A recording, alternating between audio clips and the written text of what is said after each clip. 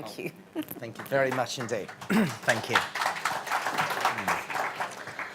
Well, thank you for your invitation, and Trav has done a great job already, because I thought of being a true academic, just to tell you a story and then provide empirical evidence, and the story is already there. So the diversity is important, and it's important. We need to look into it. But why do we bother about cultural diversity? So, of course, it's about supermarkets, it's about their revenues. It's about communities. It's about people being happy in the place where they live. It's about, for business, creating the new jobs or getting the new ideas, whether within the country or overseas. So I want to focus on the study that I've done with my colleagues from Indiana University, David Aldrich, and from University College London, Julia Kirstilova, and on cultural diversity, technology, and entrepreneurial dynamics in cities.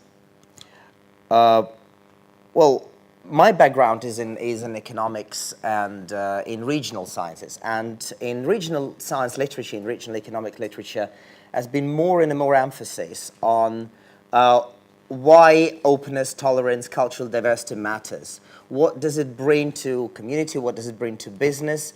And we looked at it, we started asking questions, thinking of the interplay between cultural diversity, business, and knowledge.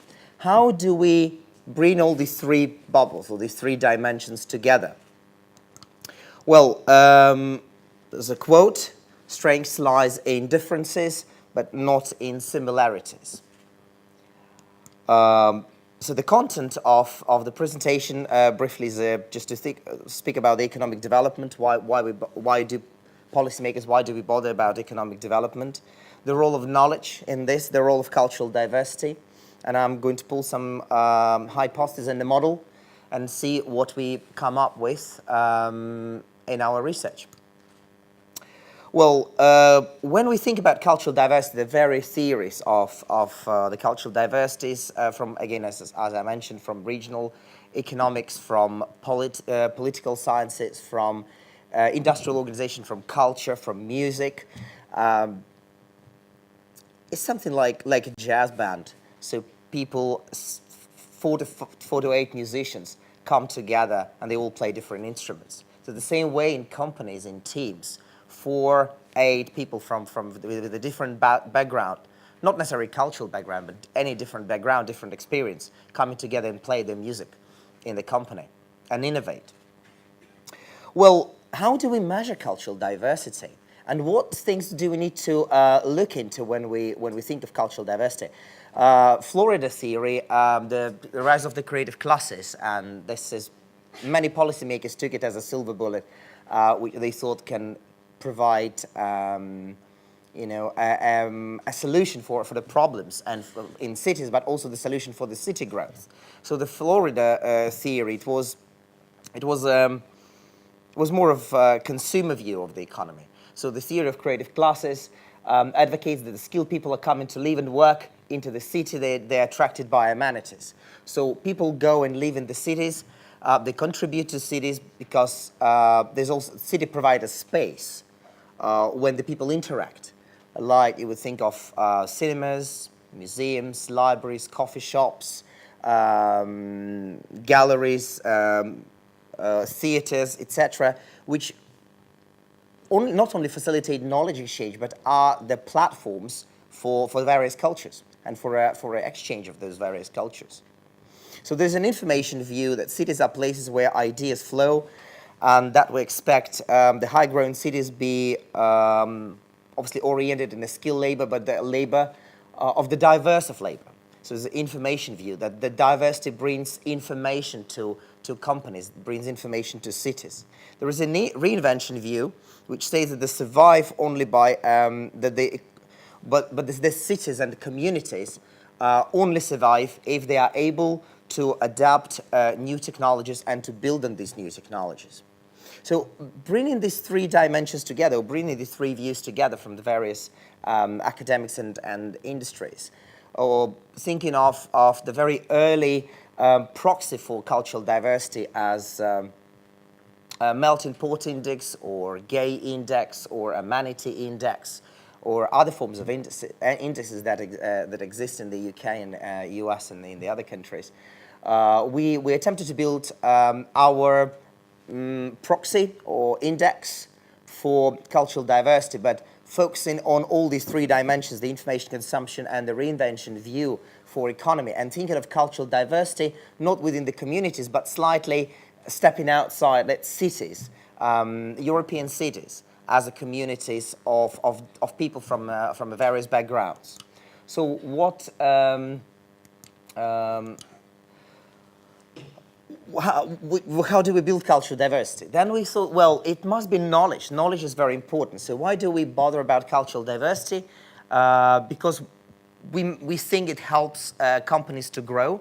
It helps companies to understand new ideas. It helps companies to survive and be sustainable in the markets, just given people from different communities. It gives an opportunity for also to explore new opportunities, to in building on the knowledge of the various experience and various knowledge. And then, okay, then we thought, well, what's the role of knowledge? So let's bring together culture, knowledge, and the outcome. What is the outcome? Outcome could be growth, could be new business startups, could be survival of the companies, it could be employment, jobs. Is there a link between cultural diversity, technology or knowledge, and jobs or new ideas? Does cultural diversity help the new ideas to spill over or the new knowledge to spill over? Well, knowledge is an interesting, intangible good. It's not something you can control. If people have knowledge, and obviously people from different communities, from different backgrounds and experiences, have a combination, a diversity of knowledge. And this is not something they keep to themselves, but this is something they talk, they produce their products, their services, they sell it, and they pass their knowledge through. They speak to people in cities, in the various platforms, they travel, they live in cities, and through interaction, so this cross-fertilization of knowledge takes place. This is known as knowledge spillover. And knowledge spillover goes both ways. So why openness and tolerance are important? Well, I think I skipped this, just say it contributes to the talent attraction, it's connected to technology and innovation, it's connected to entrepreneurship. Travel already provide a great motivation for why cultural diversity is important. Let's think, how can we measure cultural diversity? What is the metrics? So we thought of let's call it about intramural culture and amenities. So the culture within the communities. So these are the places, locations, or the platforms where the culture is accumulated, exchanged, and further explored. Well, like cinemas, theaters, museums, libraries, and we looked at the concentration of those amenities per 10,000 residents in a city. So how many spaces are available? Then there's so-called extramural culture. So culture coming from outside. These are tourists. Tourists, not necessarily people who always live in the country, but people coming in the country, as in the UK, to do different experiments, test their ideas, collaborate. So they come for 1 month, 2 months, 3 months, up to 6 months. Up to 6 months, they're tourists. They come and they collaborate, they exchange ideas, they participate in the conferences. So we have this inflow of people from outside, anyway, Europe, world, with their ideas, who collaborate on that. Finally, there is a non-EU nationals as the percentage of total population. Why we took non-EU nationals as another dimension? Well, because they bring more authentic or more diverse and cultures rather than EU cultures that are more homogeneous or relatively more homogeneous than a culture from non-EU. So this non-EU national or non-nationals index is also known as a melting pot in the various studies. But then we thought, well, let's create some indicator that will incorporate both these cultural amenities, people, non-EU residents living in cities as the intramural culture or as local content culture, and then the external culture, people who come either from outside and reside in the city, and people who travel and stay in the city for a certain short period of time, up to 6 months. So the important gap we identify that why do we bother? So how does this cultural diversity, or this combination of amenities and culture can help new ideas, can help start new businesses, can help this business to survive and grow, and high growth. So employ, grow at least 10% of the job accumulation a year. So this was high growth companies officially by the Eurostat statistics. Well, there's direct relationship with the knowledge industries and cultural diversity are likely to have positive impact on new business formation, on ideas. There's knowledge-intense industries and cultural diversity are likely to have positive impact on startup survival. And knowledge-intensive industries are likely to have negative impact on high employment growth firms. Well, because technology allows scaling and allows, obviously, less employment because due to technology, so less people and more technology. And we also thought that actually cultural diversity itself may not have a direct impact on new idea startups. We have no direct impact on survival and etc. Why? Well, because it needs a push. Per se, if the person from anywhere with a great cultural diversity come to the UK but just stay at home, not communicate with anyone, and there's no help. Who can benefit? We can't benefit. So we need the person to be engaged. So we need a push.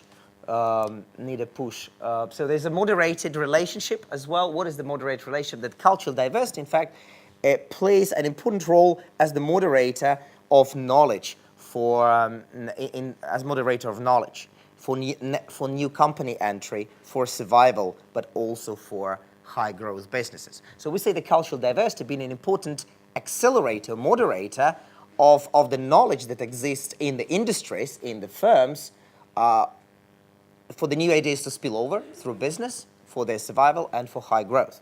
So that's, we took data from Eurostat, and we look at the three outcomes, which is net entry rates, which is survival rates, and high growth rates. So 3 types of outcomes. And we also looked at 1,061 observations, 60 cities across 8 European countries observed over 15 years, panel data. Unfortunately, German, French, UK cities are not included, so this is a limitation, but all other cities in the rest of Europe, the major cities, are there. Well, that's just to make you feel that we did some robust work. This is the simultaneous unrated regression model with core-related or core-dependent error term. So all the 3 outcomes, and these are our variables. So they say what are these factors that affect these 3 outcomes. One of the factor X is our cultural diversity proxy. So we solved it as a system of equations. The data. Let me go straight to the outcome. So, so what's the outcome? Well, you should feel I'm an academic, so I need to show some numbers, just to give for a contrast. So resource-based sectors. So 2 types of sectors: knowledge-based, and we took the OECD classification. So knowledge-based sectors and knowledge-intense sectors on the right, and resource-based sectors or traditional sectors like food, for example, or services on the left. We look at the net startups, so new ideas. And this is a difference, this is the predicted margins or the predicted relationship between cultural diversity moving from very low diversity to very high diversity across its relationship with the new business startups. So in case the increase in the cultural diversity is going to increase the net entry of the firms in both sectors. But as you can see, here it crosses 0. So there's no effect for low-tech sectors, but this is 0. This is This is confidence interval. They go above 0, means there is a significant effect in the high-tech industry. So that says that the cultural diversity helps net entry startups, but it does help in the high-tech sectors. So it helps high-tech companies. So traditional business would benefit considerably less than the high-tech business. Next is a survival rate. So you see again, zero is here. So both positive and significant relationship for both high-tech and low-tech sectors. However, again, you can see a slightly high effect for the high-tech sectors. Well, the cultural diversity helps survival of the business because obviously there is a market. You can sell. 15 products were introduced for Diwali festival, for example, in my local supermarket. So it worked both in trade and maybe in high-tech, but you see slightly higher survival impact on high-tech. Finally, high-growth startups, those startups who grow at least 10% a year, and again, resource-based sectors and knowledge-based sectors. You can see that at any level of culture diversity, there is no change in the high-growth companies. However, if you look at the high-tech sectors, where they're based in, knowledge-based, so cultural diversity is indeed, you can see 0, right? So it's above 0. Cultural diversity moderates positively the relationship between knowledge sectors. So what is the takeaway? Well, cultural diversity and knowledge embedded in entrepreneurship ecosystems across countries and regions foster recognition of opportunities. Industries rich in knowledge benefit more by local diversity, well, in particular for high growth and entry rate. Cultural diversity opens a gate to an interdisciplinary knowledge and generates spillovers that come from various regions and industries, in a way, the knowledge being explored. So this is the main message, that it's a magic mix of cultural diversity, knowledge-based industries, and ideas. So that's it. Thank you very much.